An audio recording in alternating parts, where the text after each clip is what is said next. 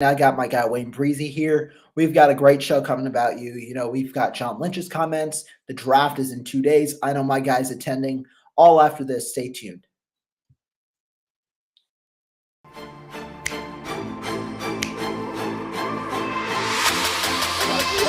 go get him. Let's go get him today, man. Let's go. Hey, dominate on 3. 1, 2, 3. Dominate.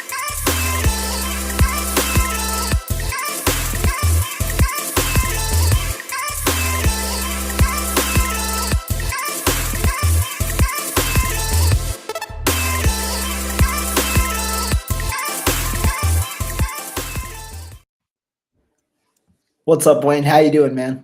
I'm doing good, bro. I'm doing real good. It's almost draft time. We got two more days, and it's time to select that 61st pick in 3 days. Hey, it might not even be 61. It might be on Thursday itself. We'll see. We do not know. But I know you're headed to the draft, right? When are you leaving? Yeah, I'll be leaving tomorrow, so I'll get out to Vegas tomorrow evening, and then I'll be ready to hit the streets on Thursday. Okay. And for everybody just tuning in, thank you guys for tuning in. We've got a good show for you today because, Mr. Word Salad himself, John Lynch, spoke on Monday. And, it's funny because I have to report for it because I was writing the articles based on what he talked about. And it's interesting because John Lynch and the 49ers, they found a way to just master the way of saying words without meaning anything. And, John Lynch said it. Fred Warner said it. Everybody there just kind of mumbled words for an hour and 40 minutes without actually speaking anything important in a way. Yeah, it was interesting. Look, I'm telling you, the 49ers are pay-per-view. Like everything you get, you must pay to view. Like you're going to get something, even if it's nothing, like it's going to be something entertaining to watch because you had the whole world, not just the 49er fans, you had the whole world tuning into the presser on yesterday, bro. Like the whole world. Why? Because they were hoping for an inkling of a chance of John Lynch slipping up, which he does tend to do. He did it at the owner meetings. Yeah. Slip up and say something. You could tell John Lynch was super coached. Like he must have rehearsed everything. He addressed the deep. First of all, Rohan, he 3.5 minutes on the organization. The new coaches coming in, like 3.5 minutes on nothing. No one cared about any of that. Right. Why is he thanking Kyle Shanahan? We know what Kyle Shanahan is. You're not thanking for your scouting. And so 3.5 minutes on that. And so I thought for a half split a second, I said this on the John Chapman show, I thought for a split second he was either moving on up or retiring or something. But no, he's the coach. He's the GM and he's going to be the GM. And so he's not the GM. And so, yeah, man, John didn't say much of anything that we did not think he was going to say. That's what I'm trying to say. Like, he definitely said everything we thought he was going to say. We didn't get any new nuggets other than got the Nick Bosa extension. Yeah, that was the main thing in a way. That was the main thing. Did you get a little bit more assurance in the Trey Lance starting? Did you get that? Because I got that. Did you get that? So for me, essentially, right, the main assurance that I got was Kyle Shanahan at the owners' meeting just raving about Trey Lance in a way. Obviously, they don't want to ever deduce a starter. But, John Lynch essentially at the owners' meeting kind of paved the way for Kyle Shanahan to say what he said, and then he reiterated it yesterday. So, yeah, it was more assurance because both of the main guys in the media, in the front office are saying it. But in a way, I got that assurance back in March, and just based on my own intuition, I kind of knew that this was the path they'd take coming out of the playoffs in a way. Yeah, we did get the assurance a little bit, but the fact that Jimmy was still on the roster, I think the assurance came a little bit more because he kind of paved the picture of the fact that, right, listen, we're ready to foot the bill with Jimmy, but Trey, we fully believe he is ready to go. Like, you know what I'm saying? And so that's what I got out of that. And so those will be the couple of nuggets that you get. And then, then the bad news comes, right? And so the bad news wasn't the Deebo Samuel. The bad news was that there's a possibility that the 49ers may not have a starting center. Yeah, Alex Mack may retire. What were your thoughts on that? Personally, it just felt that way, right? Over the past couple of weeks, how have we heard nothing from Alex Mack's camp? We haven't heard a Zero. single thing, like at least when the McGlinchey stuff, right? When people were like seeing the McGlinchey, the picture, and they were like, "Uh-oh, McGlinchey might have issues," and then he dispelled that immediately. Like Alex Mack, we have not heard a single thing. And the same thing happened in 2019 when Joe Staley retired, right? Everyone was like, "Oh, Joe Staley's coming back." No, he retired. And so yeah, I'm definitely on the point that Alex Mack is now retiring. And while I'd love for him to come back because that'd be beautiful for Trey Lance, not only him, but also a rookie center, I think that, yeah, we're at the point where Alex Mack really isn't retiring. John Lynch kind of alluded to it in two ways. First, he said he's going to let Alex Mack make that decision for himself.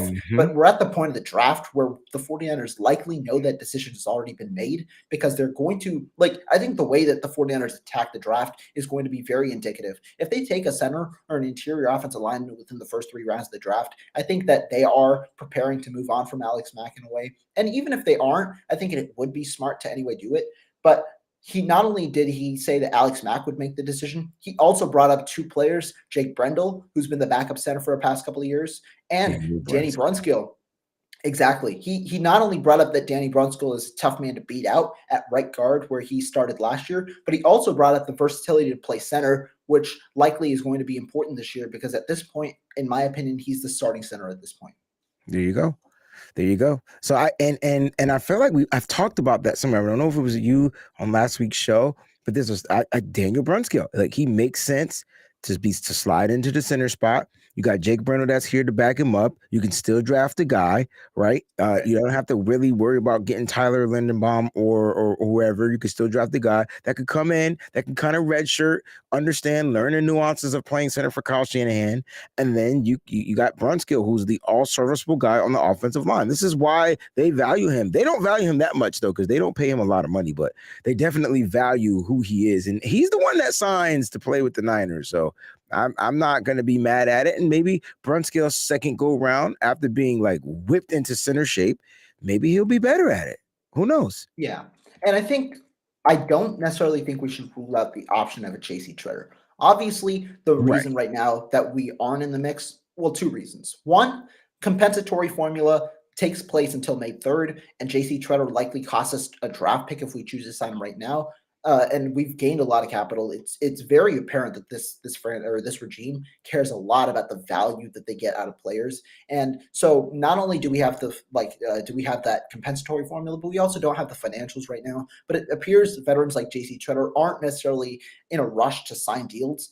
A lot of free agents are still out there that I think are valuable. And I think post May 3rd, and maybe even later, once the 49ers figure out their Jimmy Garoppolo situation, be it a trade, be it a cut, whatever it may be, once they figure that situation out, I think that Tretter could be a potential possibility because then you're not worrying about any financial issues and you're also not worrying about the compensatory formula for that. So I do think that, honestly, that'd be a great place because not only do you have a veteran, very well-respected mind at the center position, but with his injury history, you also have the potential of having Brunskill and Brendel as the backups in a way, and you also have the potential of training your rookie center to be a future starter. I saw a comment in here, a future starter for Trey Lance. He could, whoever the rookie could be, he could be the guy for the next 5-10 years with Trey Lance, and they formed that formidable duo. Yeah, I agree. It's just that I'm all for drafting a center, but I want the 49ers to draft the center. Like, don't just draft a center and then hope he develops into the center. Draft the center. Like, draft the guy that you know will develop into exactly what you need them to be. We know what type of centers Kyle Shanahan looks for. He's looking for guys that can get out there and get it to the second level. He's looking for guys that can call out protections and slide to the right, slide to the left, guys that can necessarily run the offense. You know, you can arguably say that the center position is probably like the most vital for Kyle Shanahan, even though you might think it's the left tackle, they're going to get paid the most. But Kyle, without a center, the offense struggles, point blank, period. And so, is Brunskill that guy? I don't know. Do I love you? Do I love what you're talking about for getting J.C. Tretter? 100%. I'm just hoping J.C. Tretter doesn't get picked up. He hasn't been picked up yet. So there's a possibility he's in the works. There's a possibility that he's on the phone, has a deal pending. They're waiting on to get the confirmation on our boy Alex Mack. And the moment that happens, they kind of sign this kid. They can wait till after the draft if they get his, if they confirm on it. They can wait till after the draft. And if you see them draft the center, it's probably going to be a little bit later in the draft. Yeah, definitely. And I mean, I wouldn't mind it either way, right? Because regardless, we want that guy for the future. And I think at some point, right, this regime has realized at some point you can't go fully veterans at a certain position. This year has been all about getting younger this offseason, right? We Agreed. haven't really signed a player over 30 unless it's a re-signing like a Dante Johnson or a Darquise Denard or something like that. But I think we've been looking to get younger, right? Ray McLeod was the main guy that we brought in. We also brought in guys like Warren Burks, who's only 25. We're bringing in a majority of our players, even our main signing, right? Traverse Ward, 25 years old, going into his age 26 season. We're looking to get younger at every position. And I think offensive line, especially with the younger guy in Trey Lance, we could finally push the bridge, go away from the veteran center idea, and get a smart, instinctive center who could potentially be helped by one seasoning in the one seasoning with the veteran center in the NFL. Yeah, that's a guy like Alec Lindstrom from Boston College, man. I could see him being a guy that they wait on. He's a guy that can kind of come in here and really develop. He's smart. He has football, pedigree. He's a guy that can come in here. Kyle Shanahan's familiar with the Lindstrom family because he coached him back in Atlanta. So that could be a pick on the radar that we have not really necessarily been talking about because we want the Cam Jurgens, we want the Cole Stranges, we want the Dylan Parhams, we want the Donovan Wesses, we want those guys. Pay attention to Alec Lindstrom. He's a guy we've been talking about for a long time. He could be a guy that can slip to the 49ers in the 4th or 5th round, and next thing you know, they have that center. And just to clarify for you, Breezy, the 49ers have spoken with Alec Lindstrom. He confirmed that at the Combine. And so there we go. The potential pairing could definitely be there. They have been in contact with a good amount of centers. Let's be fair. Rand Carthen attended Nebraska center's Cam Jurgens' pro day. The 49ers spoke with Cole Strange, but Alec Lindstrom is also in that group alongside Donovan West. So there's a good amount of centers, and it just shows that they're doing their due diligence, right, at that position. So it is something to definitely watch out for. Yeah, it's definitely something to watch out for. What's going on, everybody? Amen to Dreams in the building. What's good? What's good? We got a very, very important question, man. Are you packed for Vegas yet? I am not packed. My suitcase is looking dead at me right now. Only thing that's in there, the only thing in my suitcase is my tripod as of right now. Like that means I'm going. That's the only thing you need. That's the only thing you need. Hey, screw the rest. That's all you need. Screw everything else. I will buy underwear when I find a Walmart out there, but my tripod is in the bag because Are we seeing breezy blogs? Are we seeing some breezy blogs when you're in Vegas? Yeah, man. Like I plan to vlog. I plan to get back into the writing thing. We're gonna be going live from the draft. It's going to be crazy. I can tell you right now, it's going to be an experience you do not want to miss. And it's my first time in Vegas, so I don't know. I'm gonna be there for about 4 days, and I'm going to live it up. Mariah here says it's Vegas. You don't even need clothes. That's what that. See, and she would know because that's where she is. Like, so if she says I don't need clothes, then I don't need clothes. But I got my tripod right now in the bag. Only thing packed, tripod. And my computer bag, that's packed. Like laptop, mic, that's packed. But let's talk about the excitement, right, of the draft. Deebo Samuel. Man, it's been a whirlwind over the last week, right? Because we've heard Tony Pauline's report. They lowballed him in a way, 17 to 19 million. And then obviously the irateness. We talked about this before. But then John Lynch comes back on Monday and he says, I can't envision trading our franchise star. But now reports are now slowly circling back to the point that it seems that Deebo Samuel is likely to be moved. What do you make of it all? What do you make of Lynch's comments, and what do you make of the reports afterwards? I mean, some of it is smoke, some of it is real. It's up to you to decide to discern which is what. John Lynch is going to come out and talk about what he feels like he needs to talk about without breaking anything down. And then you got Deebo's camp doing what he's doing. And then you got all the reporters doing what they're doing. Like today, there was a few conflicting reports, right? One report by Fowler says that the 49ers are more than likely, they're hearing from NFL teams that the 49ers are more than likely not going to trade Deebo Samuel, right? And then you got Tony Pauline comes out and says, oh my gosh, the rumors are really heating up. Like the trade talks is really, and I'm just like, okay, both could be right. Right? Both could be right, depending on the time that they've heard stuff. So both reports can be right. And so we're at the point to where we're just like, all right, man, can we just look, bro, if we get through Thursday, Debo will be a 49er. Now, I'm going to say this. What's going on, D? I'm going to say this, bro. I really think that they're playing with us. I think John and Kyle and Debo and his agent have a deal. They just ready to push the button. And they're going to release it and crack it when they want. Like, I think it's all together. Notice how we're not hearing anything from Debo anymore. Did you notice that? I don't know if you noticed that. I noticed that. We're not hearing anything from Debo's camp. His brother's been put on ice. Debo's not saying much of anything. And so pay attention to that. Also, you got to pay attention to like what's going on outside of Debo's camp, like all the other things that are going on. The only thing that's speculated is the stuff that we're putting out there, right? Nothing else is being put out there. And so think about the stuff that happened April 6th. You know what? The one report from Ian Rappaport that he talked about was the 49ers and Debo's camp had some disagreement on April 6th. We got that like April 15th, though. So we got it 2 weeks after. Yeah. My point. So think about it, bro. If that was April 6th when this happened and Debo scrubbed his social media and did all this type of stuff, or he delayed it and waited till a little bit later, maybe he's over being mad. Maybe he still wants to be a 49er. You see what I'm saying? Like, we're not hearing that. And then he does that crazy. And I don't know what he said to Jeff Darlington, but I don't know if it was to the point to where it was like, I don't want to be a 49er. Trade me. It could have been like when he first heard the news, he probably was just talking like, they're going to have to trade me. If they're not going to pay me, they're going to have to trade me. Right. And then he took that and ran with it. Like he spun it. Like, you know what I'm saying? Because Debo even came out and said, the only people that know what's going on, me, my agent, Colin John. That's what he said. That was so funny because he was the one who specifically told Darlington like that he wanted to be traded. Like, I was so confused at that because he was the one who told Darlington, and to make matters worse, he liked Darlington's tweets, he liked Rappaport's tweets, he liked Schefter's tweets, all about it. And so he was the one kind of spreading that narrative because he was in somewhat of an agreement there.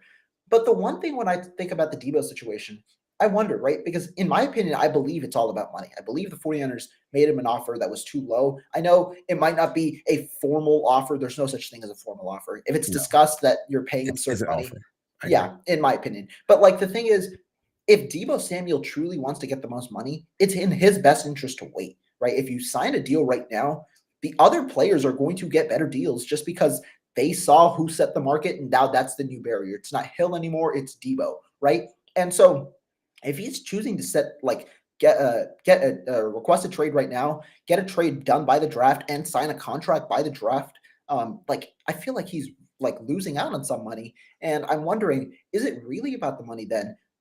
But then if it's not about the money, what is it? Is it about the situation? It's about the usage? Because usage can easily be fixed. I don't think that usage necessarily is a problem. He's also embraced the role multiple times on camera that he really likes it. He even coined himself a wide back. He has merch that says he's a wide back. So that's the confusing part to me, because maybe it's truly that Debo just doesn't want to play for a franchise that he continuously feels disrespected by. Maybe that's the case, but I feel like the smart way would be to wait it out, because that's the way where you'll eventually get the most money. But then again, from the 49ers standpoint, if you're waiting it out, you're likely to extend him because you're not going to trade him without getting 2022 capital back. And so that's where I think both sides are at a crossroads in a way, because if Debo gets traded now, he's probably not going to get the best deal out of him, Brown, Metcalf, and McLaurin. I think Brown would probably get the best deal after that. But so that's where I'm a little confused on if it's about the money or not. And so if he gets traded, he gets traded, right? But I'm wondering what's in his best interest financially. That's kind of like my question about that. The only way the trade is in his best interest, first of all, it's always about the money.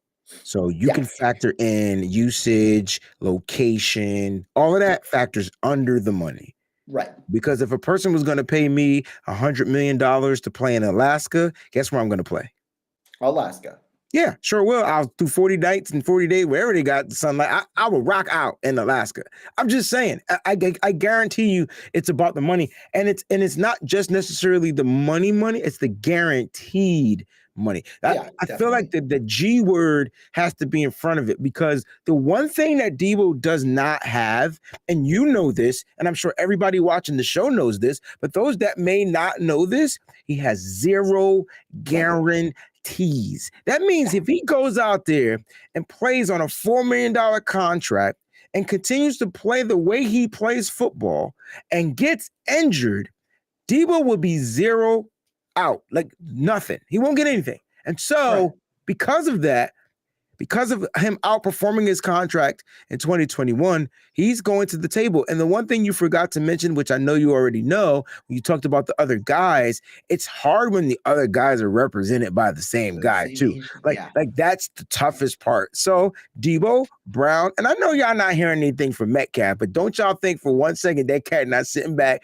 waiting for Seattle Seahawks to trade his behind. I don't care how much he thinks he said, I'm willing to play and bump that. That cat is ready, because that money's going to get jacked up. And you got rumor reports of McLaurin being traded from Washington. There's a bunch of stuff going out. I know we only paying attention to Debo, but it's time. It's the NFL is shifting. Okay. And so we're shifting to positions, and we see it happen all the time. One time it was the running backs, and then the running backs, just after that, they started getting that big money. What was Ezekiel Elliott got like the last big contract, and now look at his play. And so now people are like, I'm not paying for running backs anymore. They decline very quickly. And so that kind of like lowered, and you can go get some undrafted guys, because Kyle Shanahan and Bobby Turner finds undrafted guys and they turn them into picks, right? They turn them into superstars. And so with this situation, it's crazy.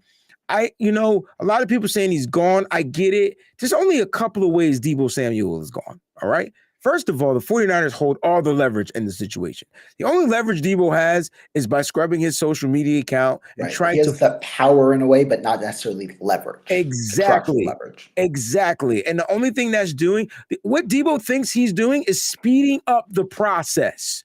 That's what he thinks he's doing. He's speeding up the process. The 49ers can be bullies and be like, I tell you what, man, sure, we'll trade you. And then they'll go ahead and look at all the offers and be like, none of these offers blow us away. Because you're not going to trade Debo Samuel, an all-pro wide receiver, for less than what you think he's worth, right? Yeah. And so if you feel like, John Lynch said it, 2 first-round picks.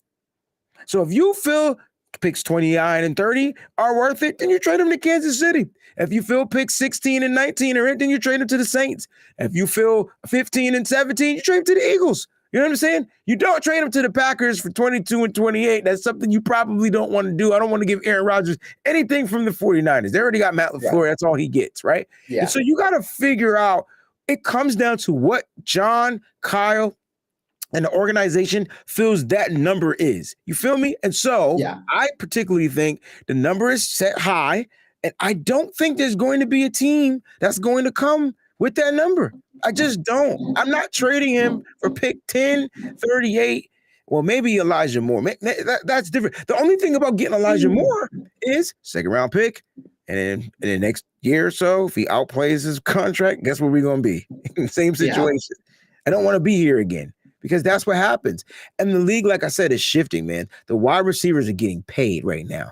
And it is what it is.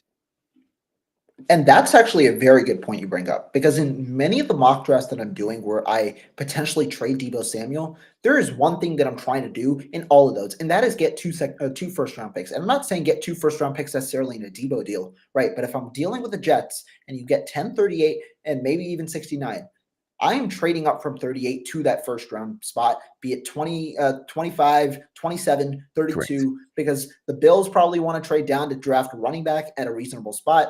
The Tampa Bay Buccaneers, they might want extra capital. The New Detroit Lions have been rumored to trade down. So you might want to get that first round pick. And why? For the exact reason that you said. You get that 5th year of team control. And I think that's very important, especially if you don't draft a receiver with that first pick.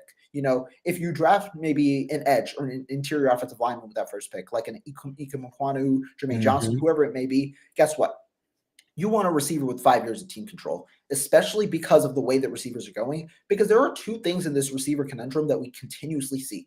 1, receivers are getting paid at an all-time mark, and 2, there is a ton of receivers coming out of the draft every year, which means it is extremely vital that you get those receivers at a cheap cost and you can continue to cycle them out every 5 years. But 5 years of a player on that respectable contract with that fifth-year option is extremely, extremely valuable. We've seen it countless times over and over again over the last couple of years. And we've also seen how many receivers go in that second, third, fourth round range, and they end up getting paid earlier, which isn't necessarily very good for team building. So that's why I think it's so vital that you get that first round pick. And the 49ers are actually in a position where they can do that. They have 9 picks right now. If you get 10 and 38 for Deebo Samuel, where does that leave you? 11 draft picks, and you're not drafting 11 players. So you have the capital to move up. And I think that it's very valuable. Even if you don't draft a wide receiver, I mean, if you draft the receiver first and draft another position later, I think it's so vital that you get that fifth-year option with the way that the league has been going, with the player empowerment, despite the lack of leverage.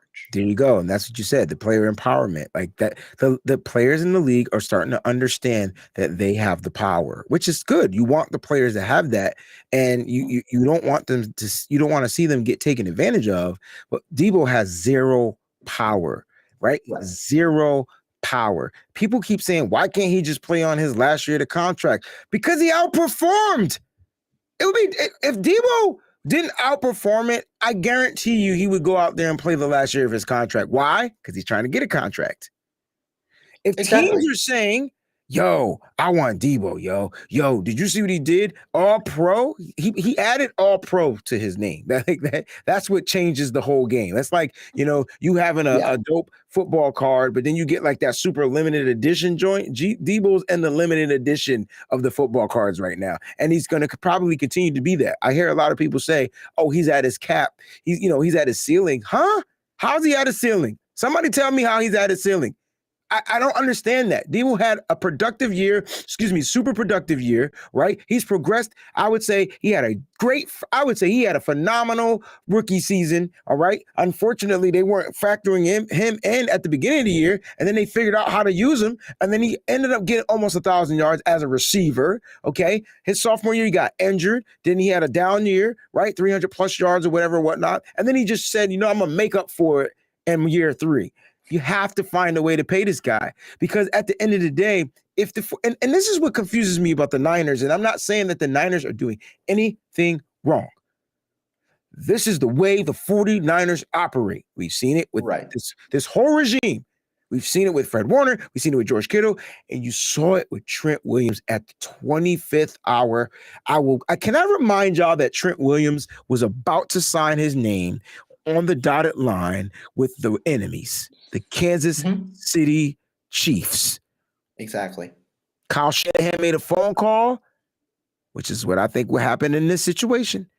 Now, the difference between Trent and Deebo, Trent was a free agent. Kyle intervened, got him here. Okay. And still, Trent didn't also do the social media debacle. He instead worked behind the scenes and let the 49ers kind of handle things. And he gave them the last option as well. Mm-hmm. I see my man says, if you outperform, you ask for more money, but when you underperform, teams don't ask for the money back. No, teams will cut you, or teams will find a way to reduce your role so they can cut you, so they can devalue you. So when you leave them, you don't even get paid when you go somewhere else. Hell, we saw it this year. Jarvis Landry, he just got cut off that $15 million just because they didn't value him at that $15 million, And I thought he had a decent season, bro. I didn't think Jarvis Landry was bad. I'll tell you what, we better get some. I'd say go get another veteran and bring him in here. If you can get Jarvis Landry on a vet minimum, it's a win-win. Oh, yeah, definitely. And we got a super chat here. Once Deebo gets paid, he won't be used like last year. And this brings up an interesting question I want to ask you, Wayne. Okay, cool. Do you think that Deebo, right? Obviously, Deebo was used as a multi-dimensional weapon. Receiving game, amazing, right? 1,400 yards, and he was on pace to get over 100 yards a game in the first 8 games, 882 yards over his 8 games, had a phenomenal year receiving wise, but also as a rusher. Once he gets paid, do you think that teams are going to want to, because they want to get the most value out of that deal, do you think they're going to want to limit his usage as a running back in a way, because they don't want him to get injured, which then makes them lose out on even more, because if he's injured, then you're paying a guy who isn't playing for you. Do you think that this is a true statement? I don't know. That's a tough one for me. I don't know if I think that's a true statement. I will say this. I do think Debo doesn't like running the ball in certain situations. And so I think Debo Samuel is asking for a little bit of a role change. That does not mean he doesn't want to be a wide back. It just means don't run my small self up the tackles. Now, I will say this: Debo was on pace at on a wide receiver rate. He was about to break records, right? And then injuries to the backfield. We were down to who was our running backs? Maybe Jeff Wilson Jr., maybe whatever. Elijah Mitchell couldn't stay healthy as much as we thought. And so we had to change up the game a little bit. They had to figure out how to shift the run game, change it up, be deceiving enough for the defenses to not be able to catch on. Defenses started to catch on a little bit like the Rams. Why? Because they saw it twice. They saw it 3 times, to be honest. And even we still had a deception because then you get Debo throwing that touchdown pass in one of the games to just change it up a little bit, right? The game that got them into the playoffs. And so I think Debo would still be utilized no matter where he goes, no matter where he signs, he will be utilized because that's part of his skill set. But I don't think you're going to have Debo Samuel line up in the backfield running halfback dives. I just don't think that's what you want to do, especially if you're an owner and you're a head coach and you've invested all this money in Debo and you keep running him up that middle, you're going to lose out on your investment very quickly. And then you're going to go down to the head coach and to the general manager, and you're going to ask somebody to be fired. Please remove this person. Why is my investment that I'm spending $25 million a year on not playing? Oh, because the coach wanted to run him up the middle and then he got hurt. Oh, really? And that's how jobs get lost. And so I don't even think that's what the 49ers are going to do. I see all the stuff in the chat right now saying that it's a done deal. Debo's out. Tony Pauline is saying it. I'll tell you what Tony Pauline actually just said on his podcast with Trey Wingo. Tony Pauline essentially said that not necessarily that it's a done deal, but he's heard that multiple executives in league circles believe that Debo Samuel, the Jets will offer a package that the 49ers just can't deny. Okay. And it is centered around the 10th pick. It likely will be 10 and 38, despite how unreasonable it may sound. To me, it isn't a king's ransom for the Jets because of the way that, or because Debo Samuel's a proven player, and they have 4, 35, and 69 still remaining. I don't necessarily know if 10 and 38 will be the package, but guys in the chat, I do believe that Tony Pauline is one of the most respected sources. I personally, I view his opinion higher than most other opinions because what he's presented in this entire, during this entire Debo saga has matched up with what I've heard in a way. And I think that Tony Pauline here could be saying the truth.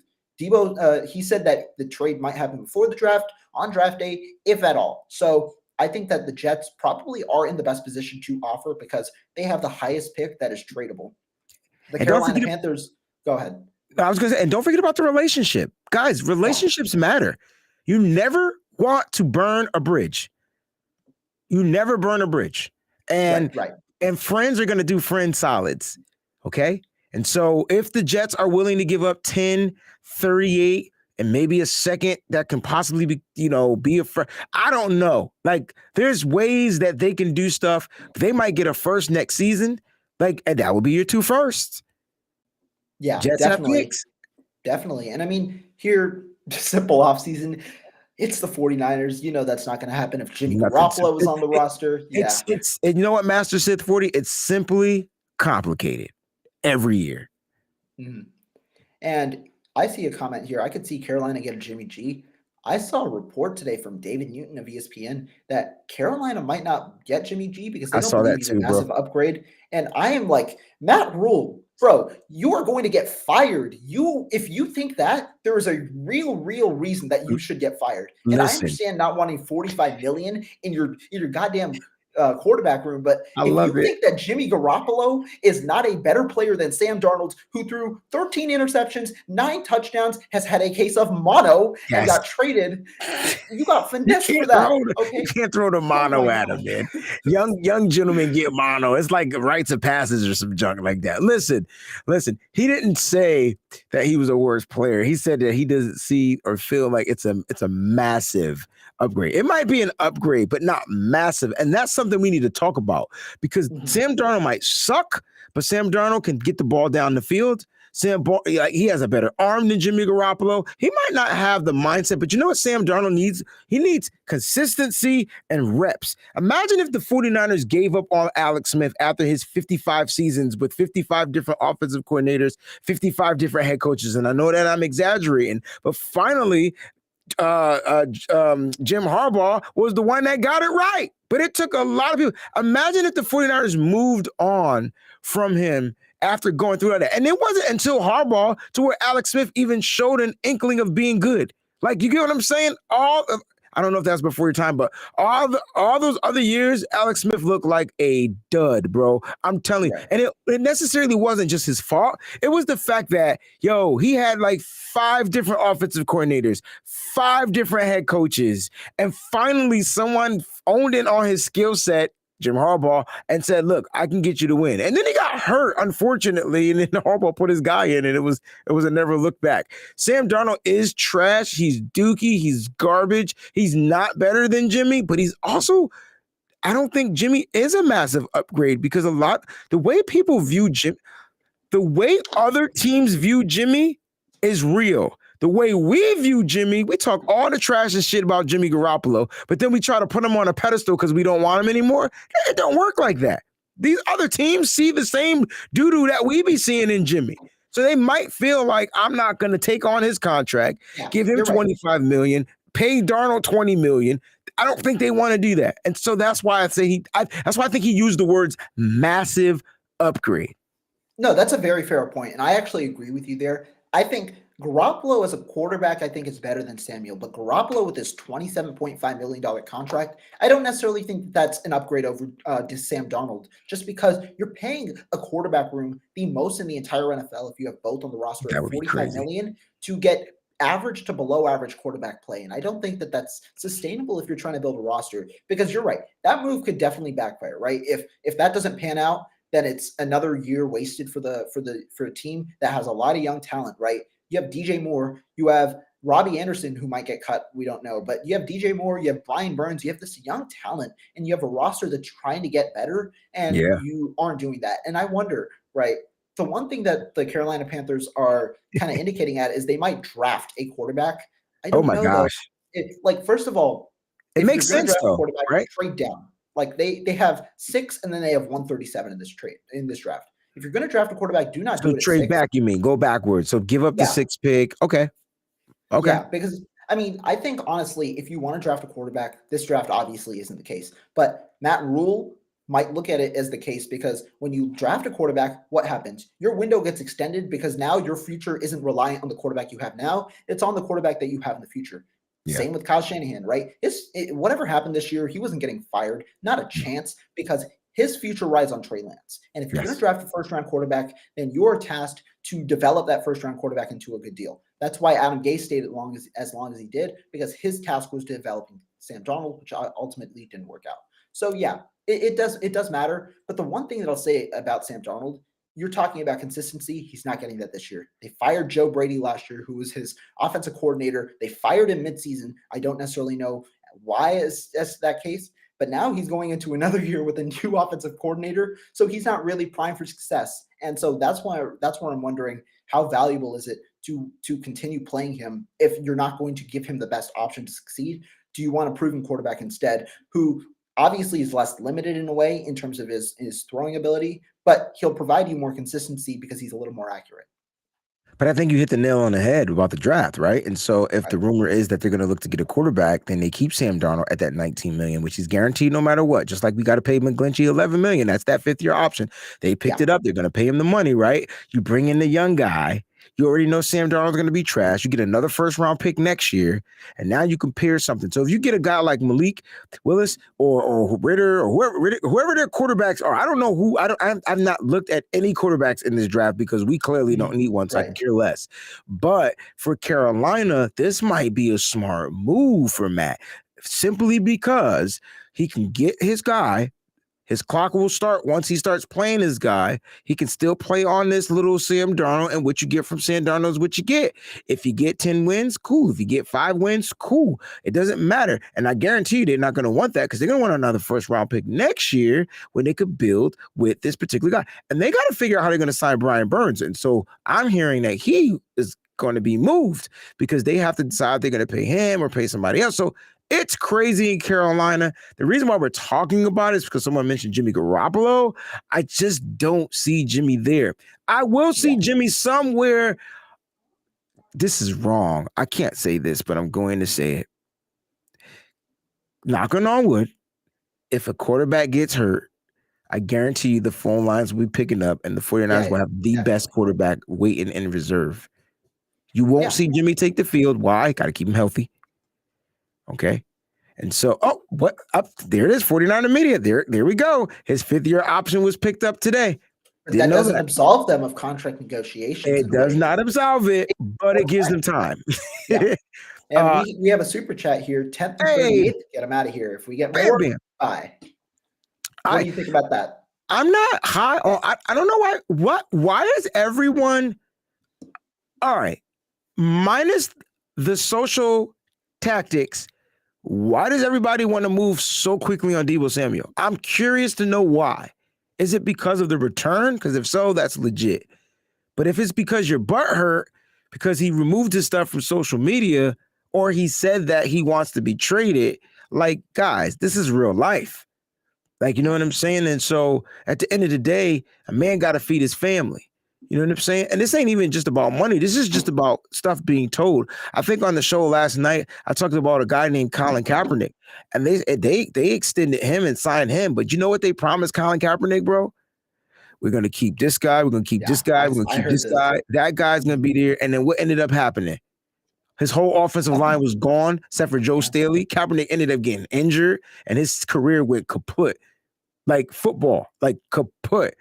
So he had a 360, he did a whole 180. He just changed up. He's like, I'm just gonna get into politics and combine it. And then everybody hated on him for that. And so I don't know why people are so upset with Deebo, man. Like, I'm not quick to move on. I don't understand why John would move on him unless they get the ransom.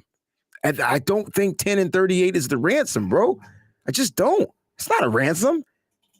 Wait, I'll tell you why. I'll tell you why. Okay. Look, the 49ers have been playing, in a way, politics throughout this entire process. This is why a lot of people are moving on Deebo. Before the reports came out about Deebo requesting a trade, the day before, I think that was on the 20th. On the 19th, Tuesday, the 49ers got out ahead of it. Who did they call up? Their good old friend Adam Schefter, who pinged Mac Jones to them, probably because the 49ers wanted them to. Adam Schefter comes out and says Deebo Samuel is unwilling to come to the table. The 49ers are there, and that's the 49ers getting ahead of the situation and painting themselves good. Because before that, what was it? Oh, screw the 49ers. You're not paying Deebo Samuel. Are you kidding me?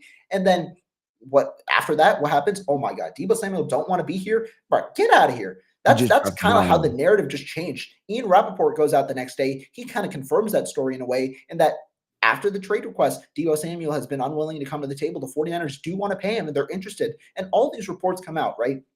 And then obviously Tony Pauline comes out and says they offered him 17 to 19 million, which is the case.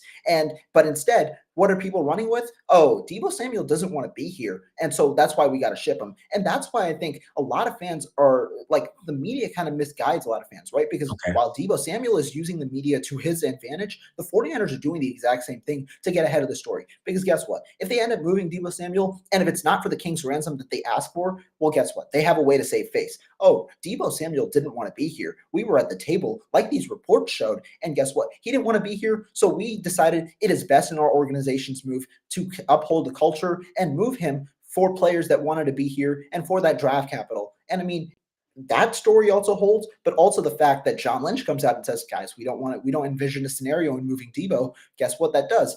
Ups the price for Deebo Samuel to the point where you can get that King's ransom and also uphold the story by saving face. So I think this is a lot of politics in a way by the 49ers. Hey, man. 49ers trying to change the narrative, because at first we were coming at the 49ers. We were. I know I was. And they quickly changed that narrative by dropping the gym.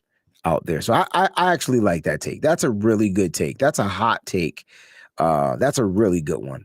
I'm not even going to stunt. The 49ers changed the narrative. That's good. And so does Debo want to be here? Maybe not. But we don't know why. And so like that's what makes it so mysterious. The why. That's what we should be asking. Why does Debo? Because I see people saying, I'm not going to beg a person to stay. I understand that. I understand that. This is not about begging. What the freak did the 49ers do to turn off this all-pro wide receiver? That's the question. You see what I'm saying? It's so interesting because like so many different things are floated out, right? Location, usage. And when people hear about location and usage, what are their first things? Again, Adam Schefter reported the location thing. People are going to be like, Debo, are you that soft that you don't want to play? Like it's once again against Debo Samuel. If it's usage, Debo, that's a solvable problem. You're getting paid $25 million, and you're telling me you don't want to play running back. Like both of those issues in a way are against Debo, and it's hard to control what is sent by Debo's camp and what is sent by the 49ers camp in a way, right? Yeah. But yeah, it's definitely interesting for sure because we don't necessarily know the root issue. And here we've got Bam Bam saying Wayne because I want the haul. So it is about the haul in a way. About trading. See, that's business. So I don't knock this. That's not what I'm knocking, bro. Bam Bam, I'm not knocking a business deal. I'm knocking if fans are butthurt because of his actions that everybody is saying, oh, he's being immature, he's being a diva, he's being that. That's not why you walk away from a player. You don't walk away from a player because they having a pissy fit. Can you imagine walking away from your child because your child just broke down and just started because they want a Lego or something like that? I wish you would. They're not going to walk away from Debo because he's having a little fit about getting paid. I'm just saying, look, if it's money, that's the first thing Rohan said. It's money. It's always money, right? Always comes down to money. So I respect Debo just as much as I respect the 49ers. So if the 49ers trade him, I'm not going to be upset because I respect that they're making a business decision for the organization. That's it. That's all it is. Uncle Bill, what's good, baby? That's what it is. I respect that they're making the right business move. Do I agree with trading Debo? Absolutely not. Yeah, I agree. And I've been a main proponent. Man. It's just a scenario. Like, he was acting like a baby. That's what I'm trying to say. Like, but like, you're totally right? I've been a proponent since January for re-signing Debo Samuel, and I actually outlined the potential extension. I personally believe still that the 49ers, it would be in their best interest to re-sign Debo Samuel if their intention is to gain a championship. I understand the long-term future part, right, where if you trade for prospects, you're getting players on cheaper deals. But I think, once again, if you're trading for picks, you're rebooting in a way in that you're not necessarily in the prime contention. I think the best way to contend in 2022 is with Debo Samuel on your roster. Agreed. I know you can get Garrett Wilson. I know you can get Jameson Williams, who I'm really, really high on in this draft. And I think that they'd be, possibly. I know you can potentially get those players, but I feel like those players, obviously you have to deal with the acclimation of the NFL.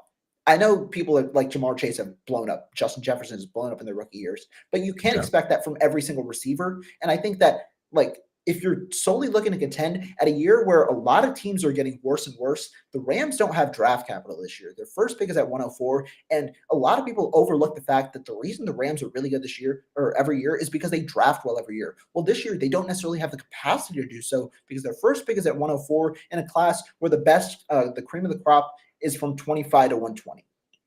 So I think that they're not necessarily in a position where they can, it's not that they're not in a position to contend, but I think that they're beatable this year. I think the main competition is the Tampa Bay Buccaneers. And if you're looking to try and get the best, looking for the best scenario to contend, it is with Debo Samuel on this roster. And I'll stay firm with that regardless of who we draft. And so am I saying it is not out of the picture that we are Super Bowl contenders in 2022 without Debo Samuel? No, because I do think that a lot of it is reliant on the emergence of Trey Lance. Can he be a top-tier quarterback in this NFL like many expect him to be? And also on how the rookies adjust to the NFL. But at least we have a proven commodity, and that's why I think Debo Samuel, it'd be best if 49ers re-sign him.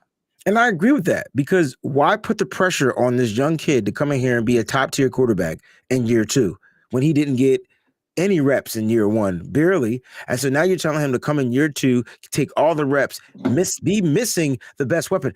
Look, you can't compare Trey Lance to freaking Patrick Mahomes if you take away Deebo Samuel.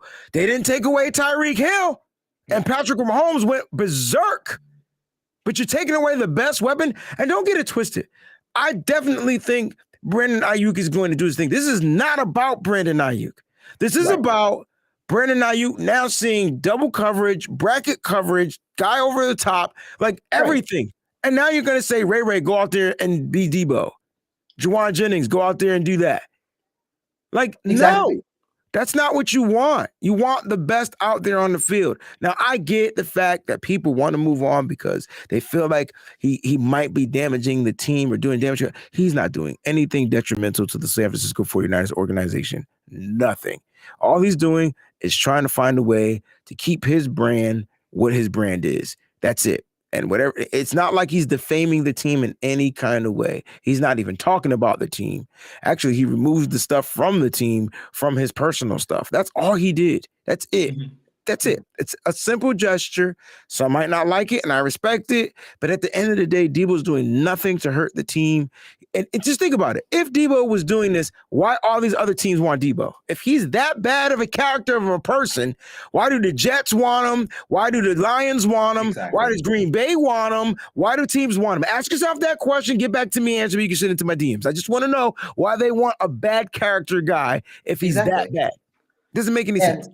We got a super chat here. The 49ers told Debo to wait for an offer. Debo doesn't want to wait till after the draft because after the draft, they say no to pay him. He is stuck. And this brings up the leverage point, right? Ooh, Ken, nice.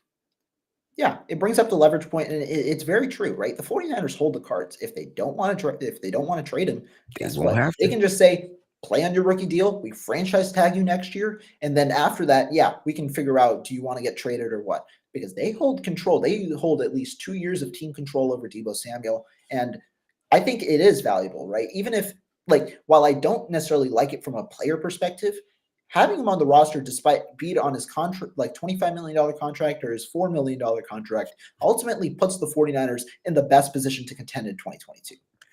I agree. I just love reading some of the chats. If you play that last one from HR, it's so Friday without it being Friday because Debo plays off emotions and the 49ers hold on with his emotions, so he never go all out for them again. And you're right.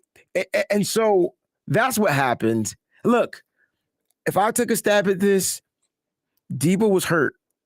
And he wasn't hurt physically. He was hurt emotionally, not even mentally, emotionally. And what do I mean by that? I'm a firm believer in standing behind this particular, scenario. Debo, best person on the field. Kyle Shanahan removes the ball from his best player because he feels like the quarterback and somebody else can get the job done. And so Debo is like, damn, Kyle, 2 times? I don't want to be here. That's ridiculous. 2 times, right? And so it's about money, and it's also about certain scenarios that you got to factor in. Look, I did this on my show this morning, the afternoon show that I do, and I don't have a piece of paper with me. It's pros and cons. And Debo put he made a list. Pros, cons, right? Right. Which one outweighs the which? And maybe the cons just outweigh that. And that's why Debo feels the way he feels, right? Look, it doesn't matter if so I don't know that Breezy, you're inferring that take. No, what I'm trying to say is Debo should have gotten the ball. The Rams had 0 problems giving the ball to their playmaker. 0. Even if it didn't work, they forced it and they won by 3. Yeah. Imagine if the 49ers would have gave their ball or forced their ball to the playmaker. You mean to tell me y'all complain about Jimmy Garoppolo throwing 3-yard passes, 5-yard passes, anything past 5 yards, right? Guess what he can throw? A 3-yard pass. I would have rather them giving the ball to Deebo Samuel and him getting blown up because he would have got the opportunity. But Deebo makes people miss. I don't know if y'all noticed that, especially the Rams. They overpursue a lot. Right. And we could have possibly won that game. And I think Deebo felt some type of way from then. I know he smiled. I know he was, you could definitely, for sure. I know he smiled. I know he cried. I know he did all that, but he was emotionally hurt. And I think if you're ever in a relationship, I don't know if you ever been in a relationship where you were just super invested, and then your other significant other just said, I can't. I'm emotionally scarred. And next thing you know, like no matter what you did, you could buy flowers, cards, and candies. You can be there. You could rub her feet, rub his back. You can do whatever it is you want to do for your partner, and nothing would matter because they're emotionally scarred. I'm thinking that's where Debo is. I'm thinking he's hurt, and I can understand why he is feeling the way he is if he does Definitely. want to leave. Definitely. And I mean, I've seen this comment a lot about comparing Debo Samuel to Tyreek Hill, right? And a lot of people are trying to do one for the other and trying to discourage one of the other players. And I personally, I want to say this on air. Debo Samuel and Tyreek Hill are completely different players. That doesn't mean that one is one of a kind and the other isn't. I think they're both unique, one of a kind players, no matter what the things they do. Even if they're similar, I think they're one of a kind players. Tyreek Hill will never see someone with that type of speed, that type of agility, playing the way that he plays, right? Tyreek Hill plays in a very, very unique way, and Debo Samuel does as well. While they're both athletically gifted, I think they play in a certain way where they're different. And I think that's why it's okay where you can say one is better than the other, where you can make that comparison. And I put this point on Twitter the other day. A lot of people are talking about contract negotiations and value. Do I personally believe that Debo is worth more in a contract than Tyreek Hill? No, because contract negotiations to me are dependent on what you've done in the NFL. But value in terms of trade value is not necessarily what you've done in the NFL, but it's actually based on your future value in a way, right? Debo Samuel is 2 years younger. He's only 25 or going into his age 26 season. He's also like that just means he's got more in the tank in a way. He's also going into his prime, meaning you're going to get him for the majority of his prime, whereas Tyreek Hill could be on the tail end of his prime at the end of his contract. That's where trade value comes into place. So that's where I can justify Debo Samuel getting more value in terms of a trade, but also justify that Debo Samuel might not deserve to be paid as much as Tyreek Hill. I agree with that. Look, Tyreek has proven this is his third contract, right? And he's proven that he can consistently be a top 5 wide receiver in the NFL, right? Debo hasn't gotten to that level. Should he be paid top money? See, that depends because Tyreek, because Debo did it with a quarterback that's different. Tyreek Hill did it with probably the best quarterback in the NFL right now. Yeah. And so Debo took 5-yard, 3-yard passes and took him to the house about 5 or 6 times. Tyreek Hill, even though he has blazing speed, he's a wide receiver that can get down the field and the ball's going to be there. So yes, he might be better as wide receiver, but Debo Samuel might be better just off of impact because do we want to see him do those things? Yeah. But unfortunately, the way our bank account was set up, our quarterback couldn't make those throws consistently or accurately. And so that changes up a lot. Can you imagine what would Tyreek Hill be like on the 49ers? He would be like Debo Samuel.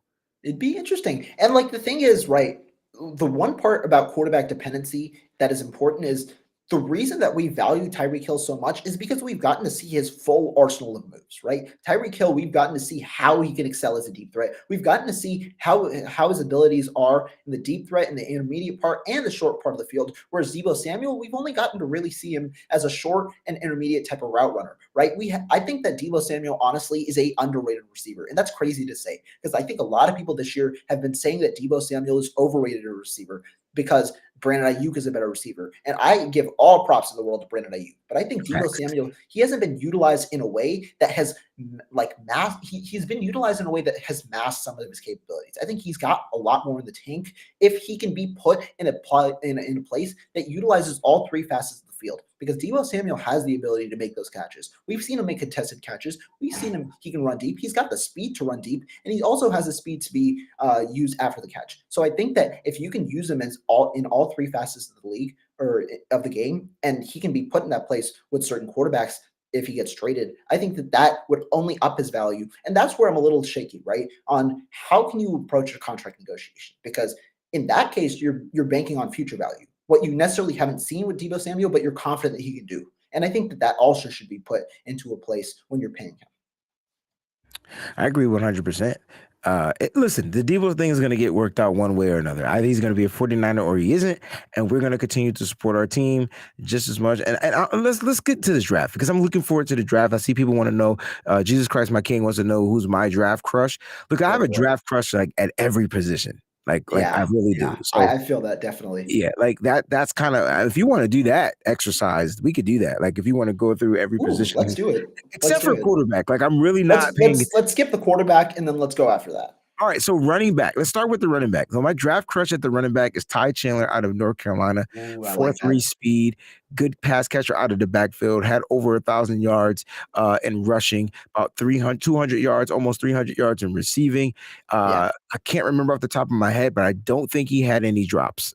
No, he did. He had 2 drops off on the season, so he was like 12 for 13, 12 for 14, or either way, it was 2 drops on the season, 0 fumbles. Kid is a running back, and he likes that wide zone. And so that zone scheme out to the outside zone. And so that would be a guy that I like. I know he is a tick slower than Pierre Strong. And Pierre Strong college numbers were crazy, but he also played for Colorado State. Colorado. There's so many guys, but that's my guy. I really like Ty Chandler at the running back. Who would be your? Listen, they will put up the stats for us because I love this. I love this crowd, man. I love the family. I call them the family. Who would be your running back draft crush? And I mean, I like that Ty Chandler pick for sure. He's a guy who I've definitely mocked to the 49ers because of the ways you said. I also like the fact that he's played an RPO type of scheme, whereas while it's not necessarily as great for quarterbacks in terms of their transition in the NFL, it's amazing for running backs and offensive linemen. And I think Ty Chandler has the ability, you said it, 15 receptions, 216 yards in his senior season. He's got the ability to be a third down back, which the 49ers lack. I'll go with my guy. It's a little bit a different guy, and I don't think that he'll be in the range for the 49ers, but it's a guy who I've watched over the last week and I fell in love with, and that is not James Cook, but his counterpart, Zamir White. And I'll tell this. Oh, from Georgia. Oh, nice. Zamir White out of Georgia. The reason that I really like him, I think his value diminishes a bit because of the ACL tears that he's had in his past. But Zamir White, to me, is a guy who's explosive as a running back at his 6 foot, 220-pound frame in a way. So he's a big running back, but he's explosive and he's got home run speed. And I think that Zamir White as a total package just would be an amazing addition. Does he necessarily fill a need at the running back position? No, but I think he'd be a great complement to Elijah Mitchell. I just don't know where he'll go in this draft, be it the 3rd round, be it maybe even later. If he falls to one of those later rounds and the 49ers have extra capital, he'd be great for the 49ers, in my opinion, as a complement to Elijah Mitchell. I actually like that pick. Zamir White, somebody that I've been looking into. I just don't see the 49ers going as high for running backs because they're probably going to look to later in the rounds, like 5th, 6th round, maybe even the 7th round, because guys are going to fall. Look, running backs are going to fall. It's what they do. And some guys, bro, may just not get drafted. And the next thing you know, you get the diamond in the rough. And so I can see them drafting a running back and then getting one of the guys that we love that didn't get drafted, signing them to a contract. Don't forget about the undrafted guys. They're going to get contracts too. So it's going to be pretty cool to watch. Yeah, definitely. All right, let's go to receiver. Receiver. All right, you get to pick one. I went first last time. Who are you going to go with? Ooh, okay. So do you want me to go with one in the early rounds? Because I definitely like some of the early rounds. Or do you want me to go with the late I want you to go with your draft crush. Like, who do you want the 49ers to draft?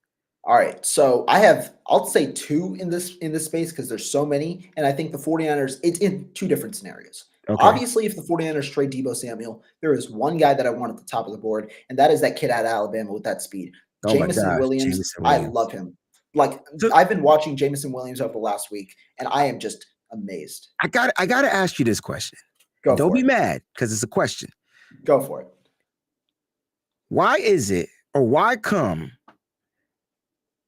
certain players are worth drafting coming off of ACL injuries and certain other players aren't?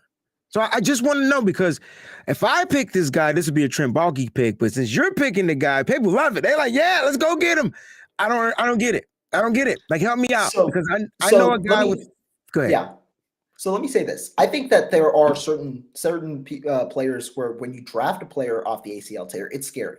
But Jameson Williams has at least shown a good progress in his prognosis. And I don't necessarily think that ACL tears for wide receivers are as impactful as Achilles tears for wide receivers or other injuries for wide receivers. I think ACL tears we've seen in the past that it's been easy to come back from. Not necessarily easy, but it's been like you can come back and play at the same speed. We've seen it from Odell Beckham Jr. I think that he's been one of the primary examples. And we've seen it from other receivers, and that's why I think it's not necessarily as big. And to me, Jameson Williams possesses such great upside that it's okay, it's warranted to draft him like this, and not maybe even if he misses the first month, I think it's still a warranted guy because honestly, in my opinion, draft value aside, I think he's a top 5 player in the class. All right. So who would be your second wide receiver? Then I'll do my 2. And it's surprisingly another Alabama guy who I've been watching a little bit this week. And it's that boy John Mechie at Alabama. I know he's also coming off an injury, which is very, very interesting because I'm sounding like Trent Baalke out here. And I know a lot of guys have said Treylon Burks. I think Treylon Burks would be a very good late first round pick. What's funny is last night on my show, you freaking called me. You told me don't mention that name. Don't you put that name in the Yo, we're Trent Baalke in it today, yo. It's all good, man. Sometimes, like he said, he doesn't think that the ACL tears are as bad as Achilles tears for wide receivers. He was specific about it. Keep going, bro. That was funny. Yeah, so I mean, my old guy used to be Danny Gray, but Danny Gray has been getting that hype. So I'll go with John Mechie, who I think will be drafted behind Danny Gray. I honestly believe that he possesses everything that Danny Gray, not Danny Gray. Honestly, think he possesses everything that you need at the wide receiver position, and he's valued the 3rd or the 4th round. I think that with the amount of great receivers that there are in this class, I think that honestly, John Mechie would be great value. And that's if the 49ers don't even necessarily have to trade Deebo Samuel, right? Even if you do, you might want to double dip a receiver because I think that they would have drafted a receiver regardless of trading Deebo Samuel or not. So I think that John Mechie would be a great fit because of the explosiveness and just because I think he's very good after the catch. And I think his quickness out of that, like the reason that I really like him is when he's going on that end break, I think he's one of the quickest going into those breaks just from route running perspective. And I think Kyle Shanahan would really value that at the receiver position because he wants those guys where it makes it easier. You give Trey Lance an extra split second to make that throw because he's a little more open. He gets that separation. Okay. I actually like your wide receiver picks. I mean, you picked one school, you stuck with it. I mean, usually Alabama receivers they're just really good when they make it to the NFL. All right, so I'm gonna go a little bit different. All right. And I see a lot of people want Christian Watson. I love me some Christian Watson, right? But that's not my draft crush. My draft crush is going to be a guy out of Western Michigan. His name is Skye Moore, 5'10", 195 pounds, 31-inch arms, 10 1/4-inch hands. He's got some big hands, right? 4.41 speed. Hey, that's Deebo speed. Like that's the guy. Like we're used to that. I don't know if we need to get any faster than that. I can't imagine what it would be like having a faster receiver other than that. But he can do it all. He can take the top off the defense. He can run in the slot. He can line up. He's a good route runner. He is explosive. Listen, his broad jump just being 125 inches. That's explosive. Ran a 4.32 in the 20-yard shuttle, 7.13 in the 3-cone. He can run routes, get out his breaks really good. I really like Skye Moore. I love his frame. I love that. What school did Antonio Brown go to? Was it Western Michigan? I'm just curious. It's one of the Michigans. Yeah. He's not a head case, okay? He's not a head case, right? He's fine. Like 0 concussions. Really cool kid, I think Antonio Brown, now that I'm thinking, Central Michigan, but still, same. Was it Central Michigan or Western Michigan? Believe it was Central. Okay, because I get my Michigans. I'm just a Michigan guy. I know Joe Staley went to one of the Michigans, and then you go, all right. So maybe he was Central Michigan. Either way, he went to a school in Michigan. Love the kid. Kid's gonna be bad. I think Skye Moore, if the 49ers can land him, will be a problem. I do like the Jameson pick that you had though, but I would go Skye Moore. And then if I had to go a little bit later in the draft, man, there's one kid. I just feel like 0 drops. 4.28 speed, can run routes, can take the top off the D at the same time. Like this one. Yeah, he went to the school called BAYLOR. I don't even know how to pronounce that. No, I'm just playing. He went to Baylor. Listen, why? I don't know why I've looked at Baylor, but there's like 5 players I want from Baylor, like both safeties, a couple other people, right? This kid would be a problem. You get Tyquan Thornton on this team, bro. I'm going to tell you right now, Trey Lance got the arm. Tyquan Thornton got the speed. I don't care if Trey Lance misses him every time. I don't know how he would. Trey Lance can close his eyes, throw the ball in the air. As long as it's far enough, he can go up under it and catch it. I keep saying that I watched Tyquan Thornton outrun 4 people, bro. Like at the same time. How do you beat 4 coverage 4.2 speed is how you beat 2 cornerbacks and 2 safeties. They cheated. They even brought the other cornerback. So first of all, the quarterback made the wrong read because the other cornerback was off the other wide receiver. So the wide receiver was wide open on the other side of the field. He still threw it to Tyquan Thornton. Tyquan Thornton caught the ball. 0 drops.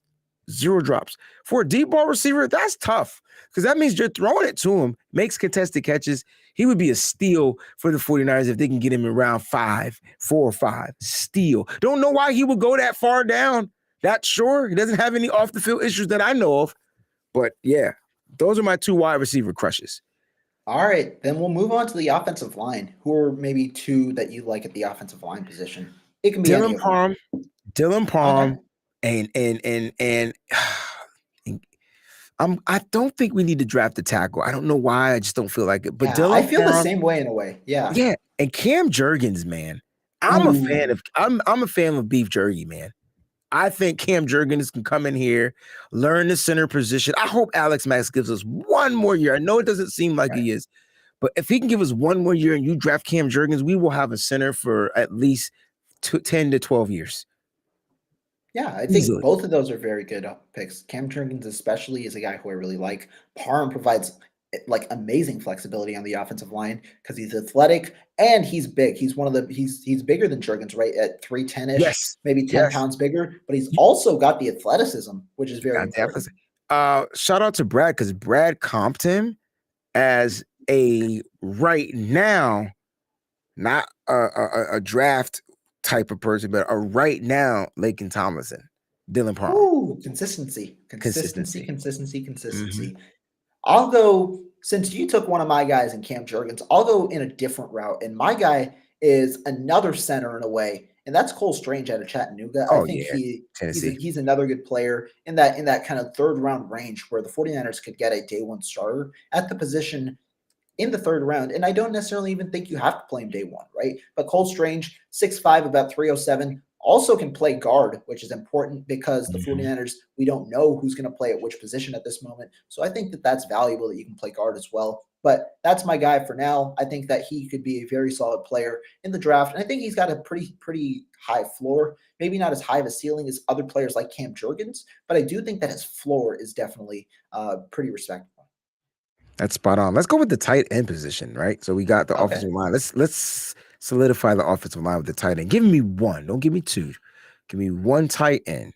And there's only one direction that I got to go for this guy, and this is my Kyle Juszczyk replacement, Chiggy Okonkwo out of Maryland. Guy, is that your guy? I got to get a different one. All right, no problem. I got more. I don't like to repeat the same one, but that was my guy. Chiggy Okonkwo, man, you see that speed, and a lot of people questioned it, right? Because a lot of people are like, can Chiggy be a receiver in the NFL? And I'm like, well, guess what? He can be a receiving blocking hybrid because that's what Kyle Juszczyk does. Yeah. He's got the speed. The 49ers have trained players at the receiver position fairly well. We've gotten a good amount of receivers over the last couple of years. We have the 3 on a roster in Debo, Ayuk, and Jawan Jennings. I think that Chiggy Okonkwo could be a very good player, and he could also mature under Kyle Juszczyk for the moment.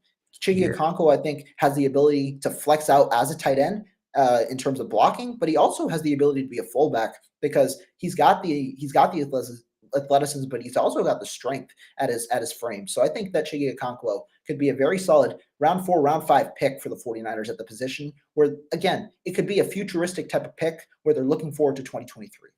Yeah, Chiggy Okonkwo gives me Delaney Walker vibes. That I'm going to leave it at that. Like those are the vibes that he gives like that. All right, so since I got to pick one tight end, I'm going to go with Jelani Woods out of Virginia. Like he's just a freak. Like he's just a guy that I would want. A little bit slower than Chiggy. Like he's not too much slower. Like maybe like a couple of ticks. But go give me Jelani Woods. His measurables are ridiculous. I'm not even going to read his measurables. Like he is just a play-making tight end. So can you imagine having to cover George Kittle and him and 12 personnel, both that can run routes down the field? I would say that Jelani is a little bit more athletic, right? I would say he does that. He's more going to give you that basketball type, throw the ball up in the air. I can go ahead and get it, and then have that breakaway speed to get caught. That would be a Jelani Woods. I can't imagine him And I know we got Warner, we got Dwelly. I understand that, but you want to add to your tight end room. You get one of these two guys, you can change the face of how you play tight end because these are versatile guys that we're talking about. I love the Chiggy pick. Definitely. I love the Jelani Woods pick. I see y'all Trey McBride out there. Ain't no way in the world we getting him, but that could be a crush. That's definitely a crush. That's a Trey McBride is probably the best tight end. He won't go too early, but yeah, right. Definitely. He's probably the best tight end in the draft. I see someone ask, can we get Jordan Davis? We can. No. You gotta have to trade up. Ooh, we need a first round pick for that. Yeah. Can you imagine having Jordan Davis in the middle with Kinlaw? Shoot. Ouch. Each. Just athleticism after athleticism. Wow. And then you can sub one of those guys out. So you could probably sub out Kinlaw because since he's, recovering and stuff like that, and you bring in Eric Armstead on, and then put the pass speed rush to the outside and Joe, Nick Bosa. Man, listen, shoot. Where are we at now? Let's go defensive line. We're going edge first, or we're going to start with the interior? We can go edge because that's the position the 49ers definitely love. So, so let's pick one edge, one interior. You ready? Yeah, go for it. Do you want to go first or should I go? You go first this time because I went first last time. All right. So, there are a lot of edges, right, in this class. And I think I've been pretty high on 2 mid-round edges. And that is, necessarily 3. But out of D'Angelo Malone, Dominique Robinson out of Miami, Ohio, and another guy is Myjai Sanders out of Cincinnati. I think that I'm going to let's go with Myjai Sanders because he's the guy who I think is the best player currently out of the 3. I think those 2 other players have higher ceilings, but I think at least right now, if the 49ers are looking to contend, Myjai Sanders could be a day 1 starter opposite of Nick Bosa. And I know we have Kimoko Toure, but Myjai Sanders, not necessarily a good run defender, not by any means, but I think he was very underutilized at Cincinnati. People had him playing defensive tackle. People had him playing out in coverage. Myjai Sanders is a pure edge rusher. I think at that 247, 250 frame, despite what his 40 time may indicate, I think he's faster than that on game tape. And I think that he honestly just reminds me in a way of a consistent pass rusher. And I think he's got the ability to flourish opposite of Nick Bosa, where he's going to get one-on-one opportunities at the edge position for sure. All right. Well, look, I'm going to pick my guy. I'm going to pick my draft crush. This guy. I know who it is. This guy next to Nick Bosa, not next to, on the opposite side of Nick Bosa would be phenomenal. And so you probably think you know who it is, but I've not said his name lately. So I'm going to go ahead, and I think he actually falls to the 2nd round late due to an injury, due to an Achilles. I think the 49ers should go out and draft David Ojabo. I'm telling you right now, I know he's hurt right now, but that's right now. The 49ers done stocked on edge rushers and defensive. They're stacked. You get this kid back mid-season, like when he's healthy, shoot. And then full speed on the opposite side of Nick Bosa. This kid is not just speed, though. He's speed and power, so it's like the perfect combination. He's not a Nick Bosa. If you want to know why Aiden Hutchinson is probably the number 1 defensive edge rusher in this draft, it's because of David Ojabo. Like, they had to cover both. And so Ojabo was beating his one-on-one so fast, they started doubling him. Aiden gets one-on-ones and beats him just as, like maybe a tad bit slower, but still, like, effective. So those guys work really well together. You get Nick Bosa, Nick Bosa is a speed rusher now. He's so strong, but now he's gotten faster. Like, it's so amazing. You get Nick Bosa, who can line up on others opposite side. You work with what you have right now. You bring in Ojabo. You let him recover, recoup, and be rejuvenated. And you get that kid in the 2nd round. You will have the best pass rush in the NFL. It will be a la Von Miller and Bradley Chubb. I want to see that in San Francisco. That's what I want to see. And that's a great pick. And here's why. The 49ers are at a spot at the edge position where they don't necessarily need a day 1 starter, right? They signed Kimoko Toure for a reason. Samson Ebukam is still there. They've got Jordan Willis. They've got a ton of players, not including Charles Omenihu. So they have a good amount of players where you don't necessarily need to have a contributor right now because they're not going to be as impactful necessarily. So I can definitely see the point because the upside for Ojabo, who is going to be a top 10 pick, top 15 pick in this class, if not for that injury, is definitely there. And I would love that pick for sure because you get a guy who might be the best edge in this class, especially if he goes to San Francisco. And if you get that in the 2nd round, that reminds you in a way of where the 49ers in 2019 got a second round pick who ended up being one of the best players in the class in Deebo Samuel. There it is. I'm just telling you, man. Like I'm okay with drafting players that are injured. Like, especially if the upside, it's not like we're drafting like back in the day and we're getting guys that we're trying to convert from 3-4 to 4-3 to 3-4 and things. No. That's not what we're doing. So I think Ajobo would be a good pick. Now, sliding onto the inside, I'm gonna go with my favorite interior guy in this draft. And I believe so. I have connections, and so like when I talk about connections, I'm talking about like personal, like family connections. So I actually know his family, excuse me. And so we were talking, whatever, and I'm hoping to have him on the show before the draft, actually. But you get this kid Travis Jones out of UConn. Ooh. And we're talking about, because you guys mentioned Jordan Davis. And so I know Jordan Davis is ranked higher than Travis Jones, but Travis Jones is a mother freaking Vince Wilfork strength type of a monster. Kid is strong, right? And you guys don't want the run, then you get him. You guys want somebody that can rush the pass, well, you get him. Why? He has the speed, right? So it's almost like you've upgraded over DJ Jones. Right? Because Travis Jones is better coming out of college. That's why I said that. DJ Jones blossomed into what he did. Travis Jones is already going to start at that level. You can get Travis Jones on this, man. He can win his one-on-ones. He can get in there. He can stuff the quarterback. He can sack the quarterback. He can stuff the run. He's a pass rushing, run stuffing defensive tackle. Travis Jones would be my guy. Yeah, and I mean, I'll go with a different route, right? You went with the top tier guy. I'll go with a guy in the later rounds that I think is a pretty solid player, and that's Thomas Booker out of Stanford. I think he might be a realistic option, especially with that John Lynch Stanford connection, and Thomas Booker, I think, is a guy probably 6'3", maybe 300 pounds, but he's athletic. And I think that's what I like at the defensive tackle position. I think that's what the 49ers like, especially in the run game, right? You saw DJ Jones, who's an athletic freak. The reason that I'm going with a guy like Thomas Booker is, like the edge position, we have a ton of talent interior, right? We have Hassan Ridgeway, Arik Armstead, Javon Kinlaw, and then we have guys like Kevin Givens as well who can contribute. So you don't necessarily need a guy who's a proven commodity right now, but you can get a guy who has the traits. It's just you need to develop them in a way, and I think that Thomas Booker fits that bill in the later rounds. That's very spot on, bro. Very, very spot on. Look, man, you guys are getting edge depth from the early rounds and the late rounds. So I think you can get Travis Jones in the second round. Some people got him projected to go in the first. But from what I'm hearing, he's going to be called to go in the second. Yeah, he probably will, just because the tackle position might not be as heavily exactly in this class. Exactly. But you're getting a first-round talent then in a way, or a fringe first-round talent and that round then as well. Yeah. All right. So let's move on to linebackers. You only pick one. I'm dying to know which linebacker that you might have a draft crush with. I know who my draft crush is, but who's yours? So I'll be totally honest. I haven't watched enough linebackers, so I could be missing out on a certain guy. But at the linebacker position, at least this year, going into kind of like should I go in the first round or should I go in the later rounds? It's totally up to you, because I'm dying to know who your draft crush is.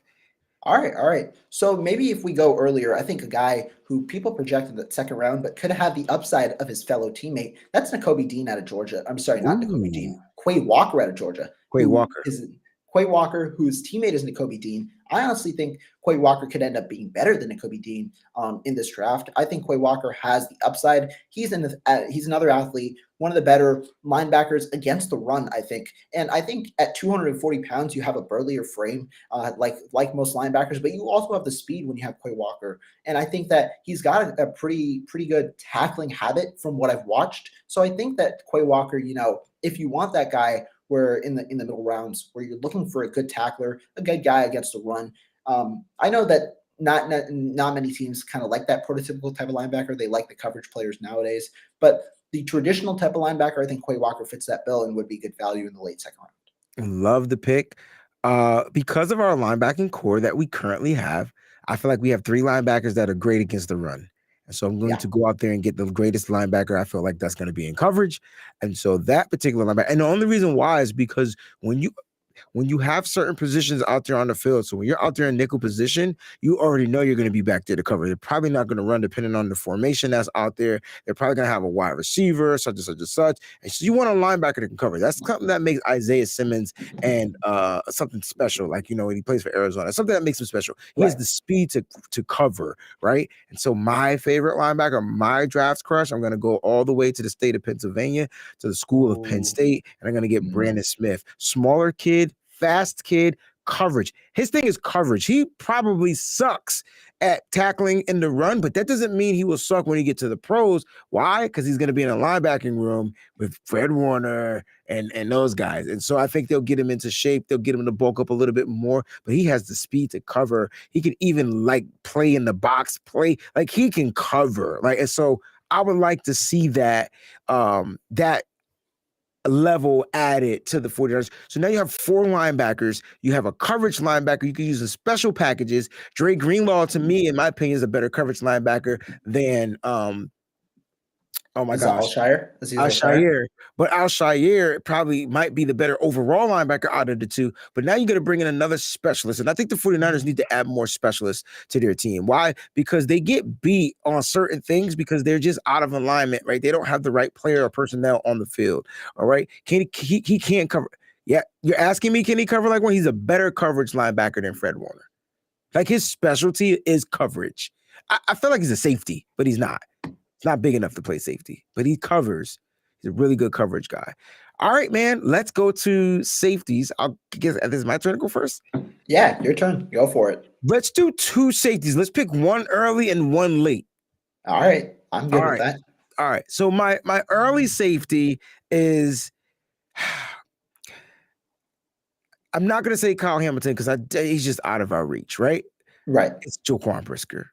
I want the best dual threat safety in the Nick Cross is second to Jaquan Brisker. Jaquan Brisker can line up in the box. He can line up at single high. He has the speed. He has the physical ability.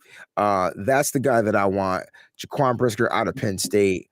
And then if I had to go late, it comes down to these 2 guys. But I got to go with my man, Leon O'Neal Jr. out of Texas A&M, man, whose stock is currently rising. Just like you said, Danny Gray's stock was rising in the wide receivers. Yeah. Leon O'Neal's stock is finally moving up. So you get me Brisker and O'Neal, we are good to go. All right. I like both of those picks. The one thing I'll say is I think Brisker would be a great fit, right? Because he's got the ability to play coverage. He's a good enough tackler. Leon O'Neal, I think he's a good player. I just don't know if he fits our scheme because he's a guy who not necessarily who isn't dependent on speed. He's dependent on instinct. And I don't know if the 49ers want another player like that when they drafted Talanoa Hufanga last year. But I can understand the upside of a guy like Leon O'Neal in the later rounds where you can potentially take a flyer on him and hope that the overall prospect pans out in a way. Yeah, I don't know. It's something about the kid, man, and I like his mindset. Like when you talk to him, yeah. Like me having a conversation with him was just like, oh snap! Like this kid he got his head on his shoulders, but the world is against him, and so he's gonna go out there and prove I like kids that play with chips on their shoulder. How about that? That's where I'm getting with this. I like that. I like that for sure. And if I'm going with 2, one early and one late, one guy that I've been fairly high on, I know a lot of people like Lewis Ine, and I think that is respected. But the one guy that I kind of have just liked for a while, and I'm going to stick with him, that's Dax Hill out of Michigan. I think he's the perfect safety hybrid, safety corner hybrid. And I was watching a bit of Michigan tape earlier today, and Dax Hill, I think he's got some of the smoothest hips at his size. Yeah, I think he's got some of the smoothest hips at his size, and I think that if you have a fringe first-round guy like Dax Hill, who you could potentially select if you trade back up like at 32 or something like that, you get an extra year of team control with Dax Hill. He's a good guy because he not only fits the safety role, he fits the cornerback role. He's versatile in that way, and I think that his hips are nice. But I also hear people talking about his size. Is that a little questionable? I don't necessarily think that is that bad because even at 192 pounds, Dax Hill has the ability to tackle. And I think that at the safety position, especially because he's going to play a lot more free safety with Jimmy Ward kind of in the box a lot more as a thumper, I think that Dax Hill has the ability to play coverage, but he also has the ability to go up using that speed in a way to go out and make tackles. So that's my guy in the early rounds. 4.38 speed too, by the way, guys. 4.38 speed, 6 feet tall. So I look, I just been stuck on Penn State. Like it's weird because everybody thinks, oh, I'm a Michigan fan. I want to draft all the Michigan players, and here I did forgetting about my boy Daxton Hill. You know what I'm saying? Beast. It's all right. It's all right. Beast. Dax will forgive you. And then All my right. late guy, is going to be a guy out of an HBCU, Marquise Bell at the safety position. I think out of Yes.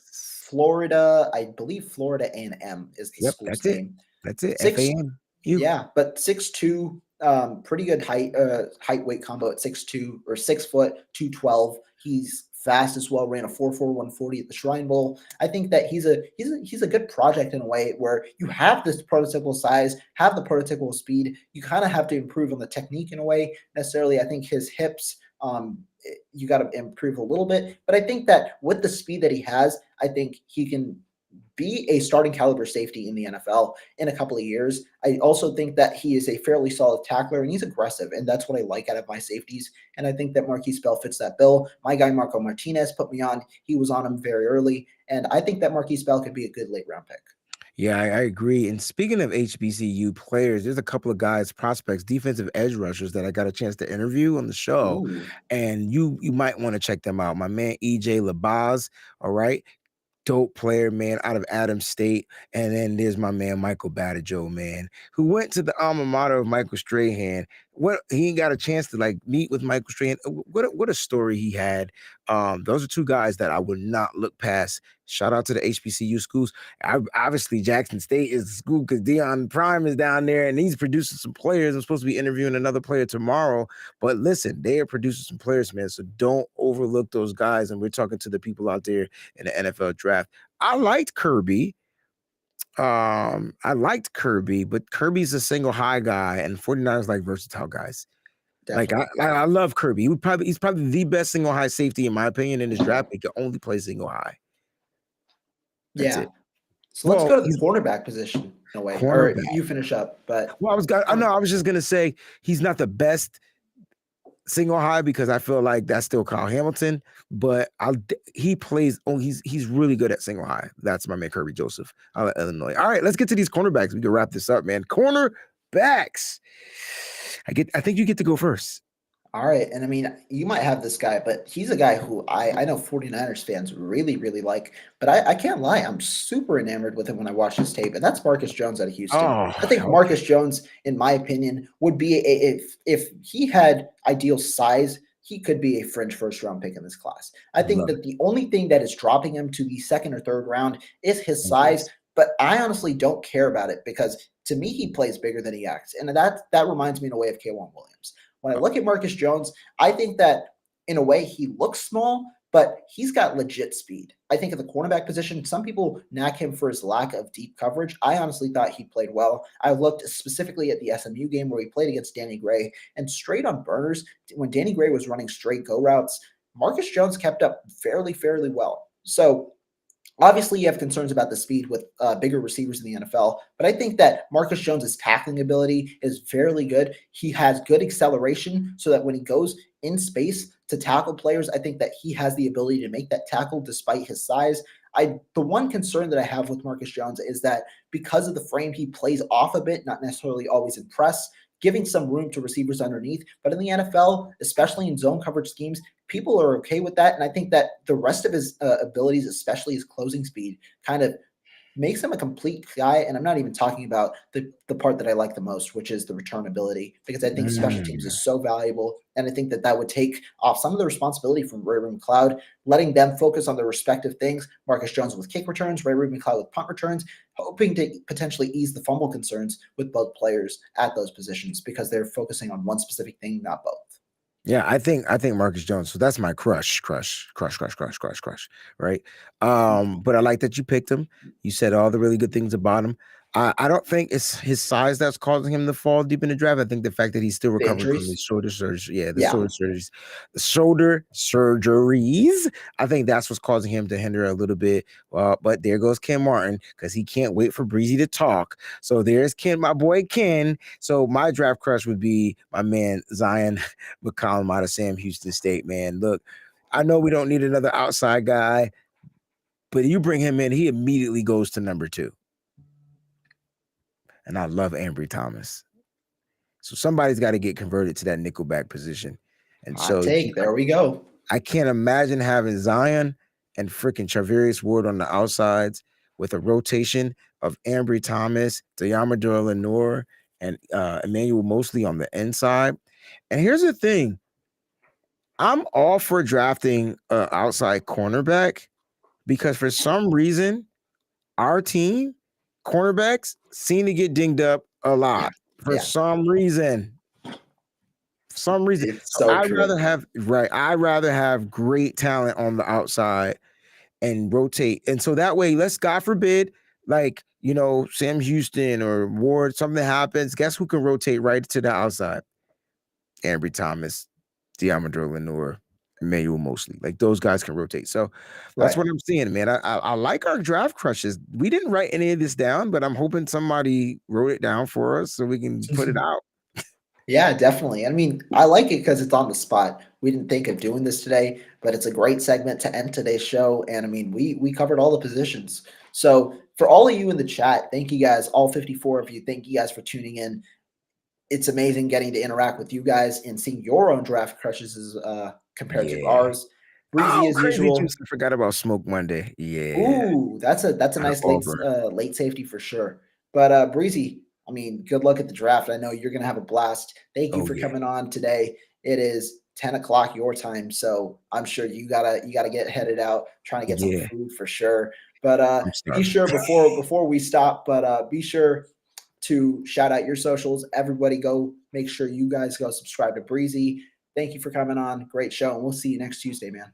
Yeah, man. Listen, everybody, 49ers Red Zone, subscribe to the channel right now. Every Tuesday, we go live either between 6 to whatever time we went live today. So it's going to be in that time. So you're going to get a good show. All right. So make sure you guys go ahead and do that.